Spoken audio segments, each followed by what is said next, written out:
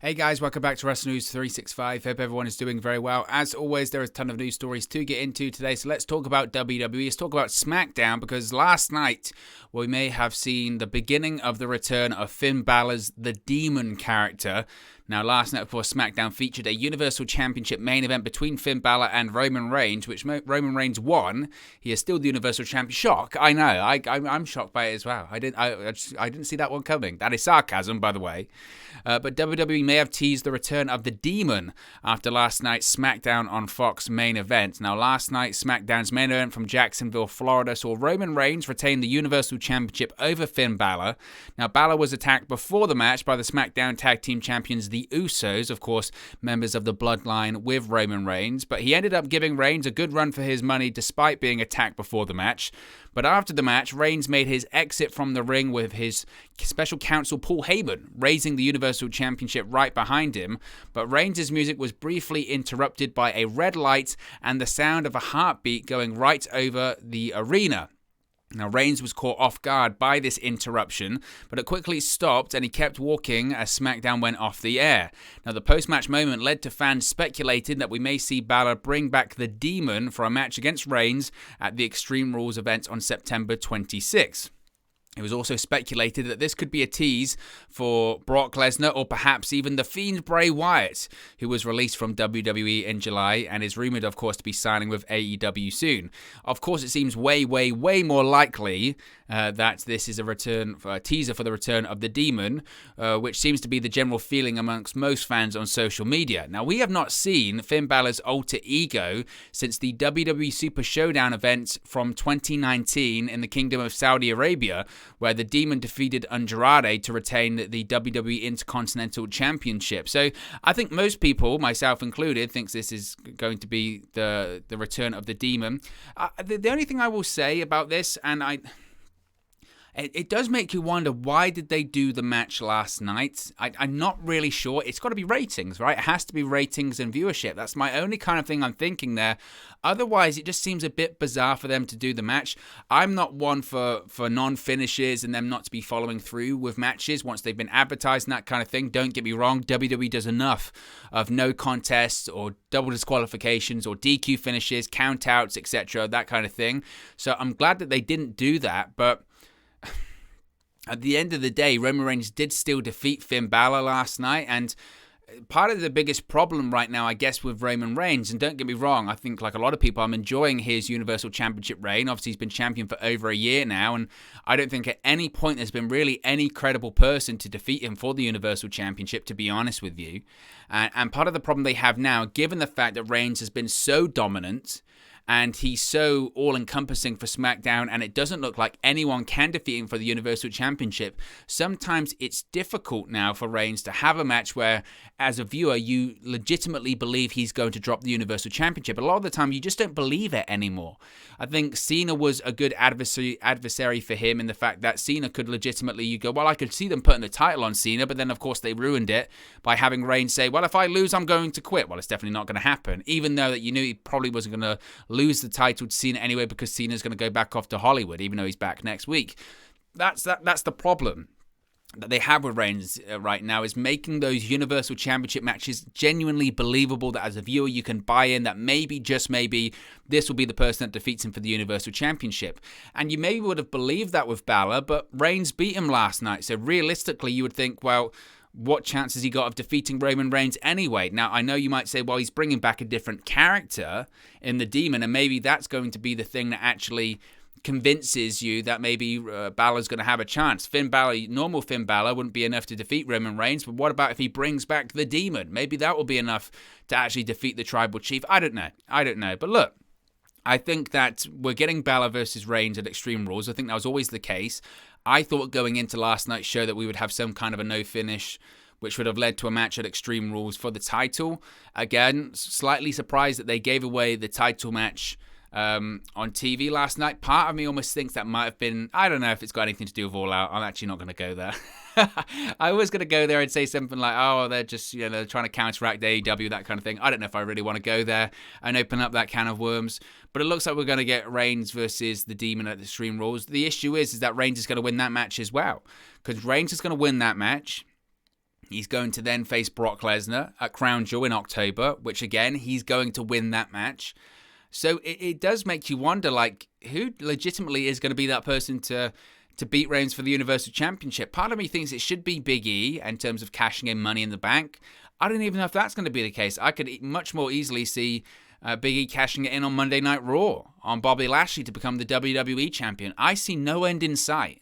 Realistically, no end in sight when it comes to this Reigns Universal Championship run. And I don't think that's a bad thing, but I think just after a while, it does become quite difficult as to who's going to be that guy. And I don't know who that guy is going to be. And it's certainly going to be interesting. And how does it make Finn Balor look? He wasn't good enough to defeat Roman Reigns on SmackDown. Yes, he was attacked before the match, that's true. But when he brings in his devastating alter ego, this alter ego, he never loses. I think he's lost like once, which was to Samoa Joe, I think. But eventually he's going to lose to Roman Reigns. So Finn Balor's going to be completely in the mud. So it's certainly very interesting. It's very interesting, but I think that's the direction that they're going in. And in fairness, I think Reigns sold it very well at the end of that. But it's not Bray Wyatt. It certainly isn't Bray Wyatt. It's to do with Finn Balor and the Demon coming back. Brock Lesnar. We know when Brock Lesnar's next going to be on WWE television, and it's going to be next week, next Friday on SmackDown, the Super SmackDown from Madison Square Garden in New York City. Brock Lesnar will make his return to WWE television. Last night, SmackDown on Fox featured a backstage segment where Caleb Braxton was interviewing Paul Heyman. His phone rang, and for whatever reason, this was so like a little bit cringe. It just wasn't needed. But for whatever reason, Paul Heyman's phone, when Brock Lesnar calls, it's a Brock Lesnar theme song. Why? I don't know. I guess they've just got to really hammer you over the head as a viewer that it's Brock Lesnar calling. It's Brock Lesnar calling. They might as well have just said call from Brock Lesnar coming out loud or something like that. Anyway, Brock Lesnar calls Paul Heyman. Lesnar interrupted Heyman at one point and later hung up on him, but not after giving him a message to deliver to the Universal Champion Roman Reigns. Heyman later told Reigns that they have a problem in the form of Lesnar. Now, Reigns downplayed the threat, saying that he will smash Lesnar when the time is right, but then he started to worry once Heyman informed him that Lesnar will be coming to Super SmackDown next week at Madison Square Garden. Now, Reigns also expressed some concern that Lesnar might be at last night's SmackDown to cost him the Universal Championship against Finn Balor. So, obviously, that wasn't the case, but they continued to plant those seeds of... I think Reigns was like, is he watching the show? And Heyman goes, well, they enjoy a lot of Fox in Saskatchewan. And then Reigns goes, how do you know he's in Saskatchewan? He goes, well, he might be in Minnesota. And he goes, how do you know he's in Minnesota? And he goes, how do you know that he's not at SmackDown tonight? So kind of just, again, planting those seeds that possibly Heyman's in cahoots with Brock.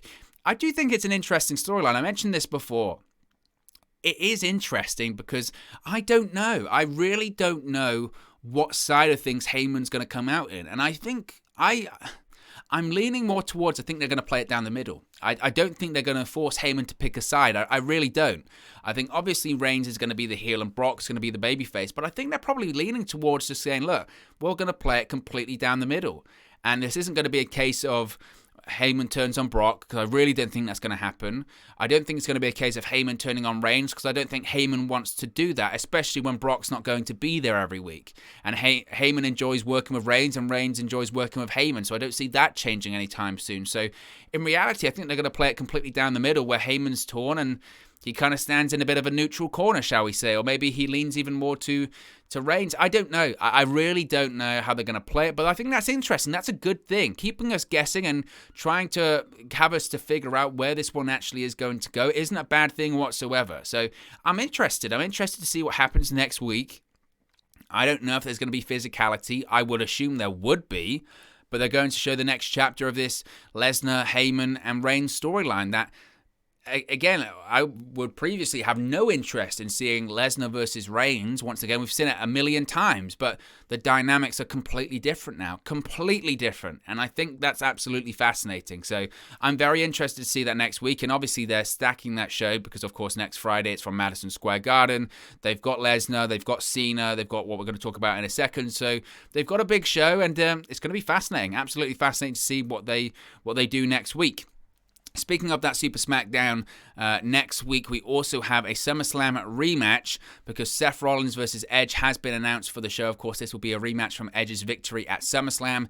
Edge versus Rollins 2 was made after last night's SmackDown saw Cesaro defeat Rollins by disqualification when Seth Rollins used a steel chair. Now, Rollins taunted Edge and used several of Edge's signature moves during the match, and then in the post-match attack on Cesaro, Edge ended up making the save and later challenged Rollins to a match during a backstage segment, promising to burn Rollins down one more time at Madison Square Garden, noting that this time it will end worse than it did at SummerSlam. So I think that, obviously, I think Rollins probably wins, to be honest with you, next week. I think that this will be the way to sort of write Edge off television for... I mean, he might be involved, I guess, at Survivor Series. I don't know if he's going to be involved for Crown Jewel for those Saudi shows, because it's a fascinating kind of scenario, isn't it? Because realistically, Edge hasn't been around for any of the Saudi shows. 2020, of course, he returned at the Royal Rumble, but the following night, he got attacked by Randy Orton, wrote him off of television. We had Super Showdown, but Edge returned right after that. Then, obviously, we didn't have any Saudi shows because of the pandemic. So we don't really know where Edge kind of sits on the whole, do I want to travel to Saudi Arabia or not? We know people like, John Cena are like, no, not going to happen. We know people like Brock and Goldberg are like, yes, please, give me all the money in the world. I don't know where Edge is going to sit on it. I kind of think that he probably won't be involved. So this could potentially next week be his final match, maybe into a Survivor Series. I don't know what side of the fence he'll lay on that one. So I think that's going to be interesting. I think Rollins wins because I think they're probably positioning Rollins for a future Universal Championship match. I guess it's going to be Balor, then Lesnar, then maybe Rollins for Reigns, and that's kind of the rest of his year kind of planned out. So I think that's going to be the case. And WWE, of course, loves the 50-50 booking. So Rollins will get his win back and we'll get out of this feud with nobody winning overall. And both people being protected because that's what WWE does. So it'll be a big match. And to be honest with you, Edge versus Rollins was arguably the best match on the card at SummerSlam. It was very, very good. Now, that's a pay-per-view match with no time. Well, obviously, the time restrictions, but they don't have commercials and all that kind of stuff. So I don't know if next week's going to be as good. Working a TV match is way, way different to working a pay-per-view match. So that's going to be interesting, and I think it's going to be a great match, but I'm going to say that Rollins wins and finds a way to write Edge off of television. The problem is if Rollins writes Edge off of TV, that would imply that feud isn't over when it feels like it probably should be right now. But if they're going to do two matches, it would imply that maybe it's going to end up in a trilogy of matches, of course, as well. So that's going to be a really interesting thing to look at. But they got a stacked show next week, as I mentioned, Cena, Lesnar, Edge and Rollins. They've got the contract signing between Becky Lynch and Bianca Belair as well. So it's going to be a big show. Let's talk about Riddle and Roman Reigns. Previously, we spoke about this on one of the other videos we did, where Riddle had some things to say about Roman Reigns in a recent interview. When it comes to the whole needle moving thing, and Roman Reigns said that CM Punk wasn't as over as The Rock and himself, and didn't move the needle and that kind of stuff. And then Riddle came out and said that it wasn't Roman Reigns moving the needle when it came to SummerSlam, and SummerSlam wasn't this giant success because of Roman Reigns, and because they said that SummerSlam was the most successful SummerSlam of all time and highest attendance that wasn't Wembley Stadium, and this huge success of SummerSlam was. And Reigns then tweeted it and said legitimate needle moving. And Riddle was like, no, this is because of RK Bro. RK Bro's doing great merchandise and you're not moving the needle. The only reason you're in your spot is because you're The Rock's cousin, blah, blah, blah. And I mentioned this before. I feel like it's Matt Riddle being Matt Riddle and all that kind of stuff. He doesn't hold back in interviews, but if he thinks that SummerSlam was a giant success because of RK Bro, then it's madness. I mean, Roman Reigns versus John Cena was the main event. That's the reason that show was as big as it was. It was a match that needed a stadium. So, I mean, if Riddle genuinely thinks that, credit for him for believing in himself, but it's just not the case. Nevertheless, he said those things and said you're only in your spot because you're The Rock's cousin, all that kind of stuff. Well, in an update, there was said to be a lot of heat on Riddle within, quote, certain circles due to the comments about Reigns, according to the Wrestling Observer newsletter. While there was some speculation that the nature of Riddle's comments, it was confirmed that this was not storyline related and was very much considered a negative by many, with the idea that Riddle is incredibly talented, more than he gets credit for being, but he's not very astute politically within the company. It was also noted on a recent edition of Wrestling Observer Radio that Riddle, quote, ruffled some feathers with people in WWE over the comments. Now, this isn't the first time Riddle's done something like this. He's upset the likes of Bill Goldberg in the past for his comments about him, saying he wants to retire him. He's also said the same about Brock Lesnar. And both guys have basically said, look, because of what you said, there is no chance in a million years I'm going to work with you. And that's the case.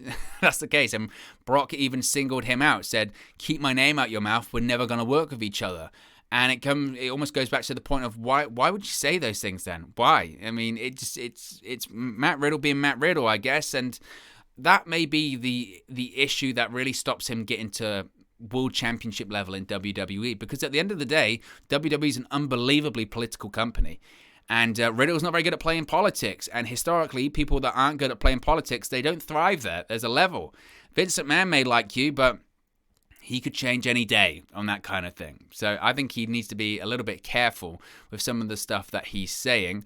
We have a match confirmed for Extreme Rules, and that is the SmackDown Women's Championship match. This has been widely reported anyway by the actual arena in Columbus, Ohio. But Bianca Belair versus SmackDown Women's Champion Becky Lynch has been announced for the WWE Extreme Rules pay-per-view in September this month. The match was made official during last night's SmackDown on Fox episode after Lynch denied a challenge from Belair to defend the title on the show. This will be Becky's first title defense since quickly defeating Belair for the championship at SummerSlam on August 21. The contract signing, as I mentioned, will be held next week on the Super SmackDown edition from Madison Square Garden in New York. The segment last night on SmackDown was kind of similar to the one prior. Becky Lynch coming out, not apologizing to anyone, all that kind of stuff. And Bianca Belair basically coming out saying that's, I'll face you tonight. And Becky Lynch saying no, trying to play up a heel. To me, it's just not working already. And I know it's only a couple weeks in, and it's difficult to judge. And people will say, let it play out, give it time, all that kind of stuff. If they genuinely think that the crowd is going to continue booing Becky Lynch for just turning down title challenges, go, no, I'm not going to defend it tonight. Because how does that come across as a heel? That's the thing I don't get. It might come across as a heel to the live audience because they want to see a title match and they want to see Becky Lynch wrestle. But to anyone else, it just seems completely rational. To me, I watch it, and if Bianca Belair goes, screw not having a match at Extreme Rules, let's have it tonight, anyone in real life would go, no, why not? I'm prepared for it. That's stupid. But in WWE land and pro wrestling land, that makes a heel. She's a heel. The crowd doesn't want to boo her. You can tell that by the way she makes her entrance. The crowd does not want to boo her. And it's not the same as Roman Reigns because the crowd wanted to boo Roman Reigns and now they can. Becky Lynch, they don't want to boo her because they like Becky Lynch and she's been away for ages. Now she's back. So the idea that she's going to be booed by the crowd and she's a heel just because she doesn't give people title matches is ridiculous. The match should be good. Obviously, this is going to be Becky's proper first match. I know she had the match at SummerSlam, but this is going to be the first proper match. And they're going for the big one straight away. There aren't many bigger ones she can do right now, realistically, of people she hasn't really faced off against before. So I guess I would assume this one probably doesn't end at Extreme Rules and it will continue on. But I guess it depends on where Becky Lynch and Bianca Belair end up when it comes to the draft in October. I could certainly see a scenario where maybe Bianca Belair goes to Monday Night Raw, but we'll have to wait and see on that one. There's been a lot of discussion about Vince McMahon and his involvement with the new rebranding and revamp of NXT. The NXT Weekly Show will not be directly produced by WWE Chairman and CEO Vince McMahon and Senior Vice President and Executive Director Bruce Pritchard with the upcoming revamp that kicks off this month. Now, it was noted this week via the Wrestling Observer live radio show that McMahon and Pritchard were going to be producing the weekly television show beginning with the September 14th show. But in an update, the Wrestling Observer newsletter has reported that WWE held a meeting with talent and staff where they were told the story of McMahon and Pritchard directly producing the weekly NXT television show is incorrect. Word is that McMahon and Pritchard simply do not have the time to produce another weekly television show.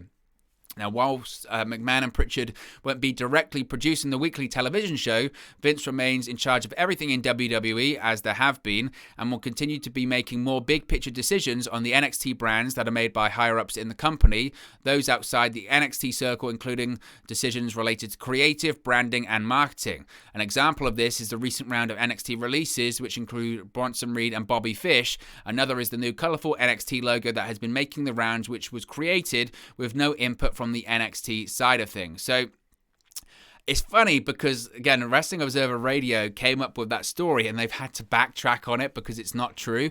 I don't think many people genuinely thought that Vince McMahon and Bruce Pritchard would be there every Tuesday night in Gorilla at the Performance Center, because that's not going to happen. That isn't going to happen. I think where this has kind of got lost in translation is that, like I said, they're making the big decisions now. That's the difference. NXT just used to be Triple H's things. Triple H's call on everything. The be-all and end-all would be Triple H. That's changing now. The be-all and end-all with the broad strokes, again, like the logos, or I don't like this guy, fire that guy, or I like this guy, make that guy the champion, push that guy.